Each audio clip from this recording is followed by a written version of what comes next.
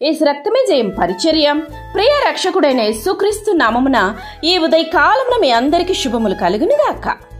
పేతురు, అయినోయా, యేసుక్రీస్తు నిన్ను స్వస్థపరచుచున్నాడు, నీవు లేచి నీ పరుపు నీవే పరుచుకొనుమని అతనితో చెప్పగా అని దేవుని వాక్యం సెలవిస్తుంది.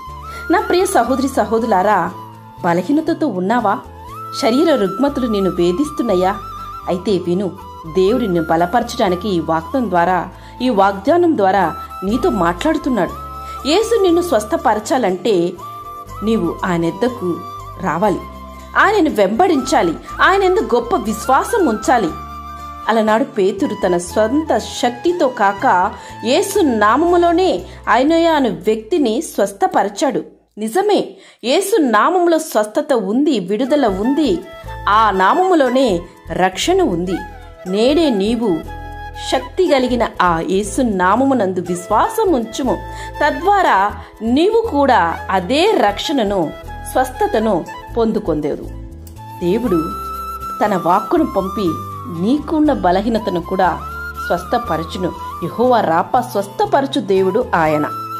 ఆయనందు విశ్వాసముంచు వారిని సురక్షితంగా జీవింపచే దేవుడు ఆయన.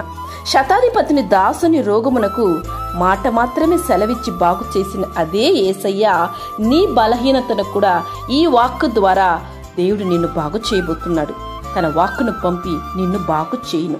సొమ్మసిల్లిన వారికి బలమిచ్చు దేవుడు ఆయన. శక్తిహీనులకు బలాభివృద్ధి కలుగు చేయి దేవుడు ఆయన. నీకు తోడై ఉండి నీ బలహీనతనన్నీ ఆయన తీసివేయును.